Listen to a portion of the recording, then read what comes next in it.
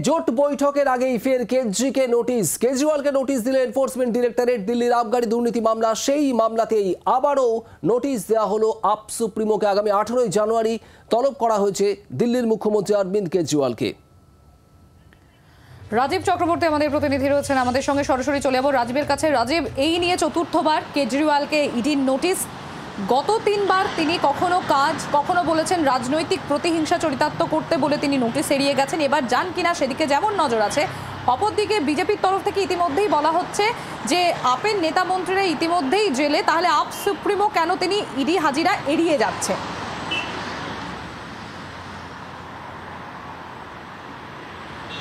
দেখো, প্রথমেই তোমাকে জানিয়ে রাখি যে অরবিন্দ কেজরিওয়াল কিন্তু আজকে যে ইন্ডিয়া জোটের বৈঠক সেখানে উপস্থিত থাকছেন। আর এই বৈঠকের দিনই কিন্তু তিনি নোটিশ পেয়েছেন। আগামী 18 জানুয়ারি আবার তাকে ইডি নোটিশ দিয়েছে হাজির হওয়ার জন্য।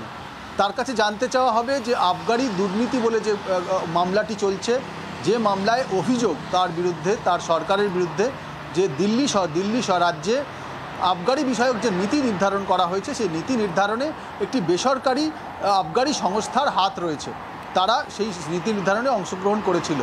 আর এই মামলায় ইতিমধ্যেই রাজ্যের প্রাক্তন উপমুখ্যমন্ত্রী মনীষ সিসোদিয়া থেকে শুরু করে সত্যেন্দ্র জৈন থেকে শুরু করে এবং আম আদমি পার্টির রাজ্যসভার সাংসদ সঞ্জয় সিং তারা জেলবন্দি রয়েছেন।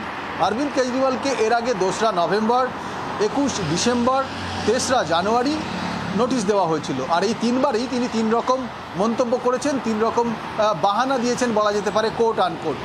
প্রথমবার বলেছেন যে তিনি ব্যস্ত আছেন, রাজনৈতিক কর্মসূচি রয়েছে। দ্বিতীয়বার বলেছেন যে তিনি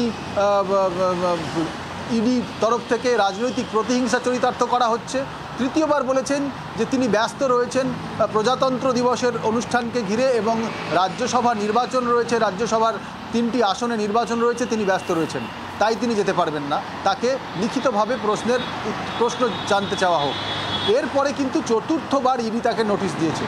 দেখো, একজন ব্যক্তিকে তিনি যেই হন না কেন 4 বার পরপর তাকে নোটিশ দেওয়ার পরেও তিনি যদি অজুহাত খাড়া করে না যান, এই বিষয়টি আদালতে যাবে, কারণ এটি মামলা আকারে কিন্তু আদালত শুনছে। এই মামলাটিতে যদি অরবিন্দ কেজরিওয়ালের সাক্ষ্য গ্রহণ খুব গুরুত্বপূর্ণ হয়ে থাকে আর ইডির তরফে যদি সওয়াল করা হয়, সেক্ষেত্রে আদালত সিদ্ধান্ত নেবে। আইনজীবীরা, বিশেষজ্ঞ মহল বলছে যে এইভাবে একের পর এক হাজিরা এড়িয়ে অরবিন্দ কেজরিওয়াল তিনি নিজের বিপদ ডেকে আনছেন। তার কারণ তার উচিত যাওয়া। আর একই বক্তব্য বিজেপিরও।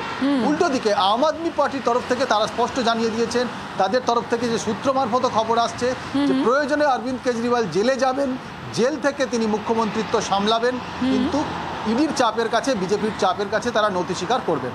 অনেক ধন্যবাদ রাজীব। আমরা কথা বলছিলাম নয়াদিল্লি থেকে, আমাদের প্রতিনিধি রাজীব চক্রবর্তী ছিলেন আমাদের সঙ্গে। আর একটু আগে আপনাদেরকে ঠিক যে বিষয়টি তুলে ধরছিলাম, অর্থাৎ এই ইডি হাজিরা, ইডির নোটিশ নিয়ে, চতুর্থবার ইডির নোটিশ অরবিন্দ কেজরিওয়ালকে, আর সেই নিয়ে কেন্দ্রীয় মন্ত্রী অনুরাগ ঠাকুর তার কটাক্ষ হচ্ছে একটা সময় ছিল যখন দুর্নীতির বিরুদ্ধে সোচ্চার ছিলেন অরবিন্দ কেজরিওয়াল, আর বর্তমানে আপের নেতা মন্ত্রী যখন জেলে, তখন কেন আপ সুপ্রিমো ইডির হাজিরা এড়িয়ে যাচ্ছে? 2011 से लेकर 14 तक श्रीमान अरविंद केजरीवाल बड़ी बड़ी बातें करते थे। जो कांग्रेस के भ्रष्टाचार के खिलाफ उस समय अपनी आवाज उठाने की बात करते थे, आज वो भ्रष्टाचार के दलदल में डूबे हुए हैं।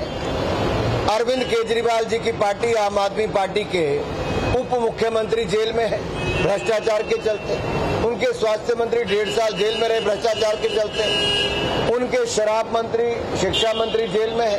उनके सांसद जेल में है। और अराजकता फैलाने का काम, भ्रष्टाचार को बढ़ाने का काम अरविंद केजरीवाल जी और इनके राजनीतिक दल ने किया है। और जब जांच होती है तो जांच से भागने का काम करते हैं। थोड़े दिन और भागना चाहते हैं, लेकिन कानून के हाथ बहुत लंबे होते हैं। বাংলার আওয়াজ, বাঙালির আবেগ, জি 24 ঘন্টা।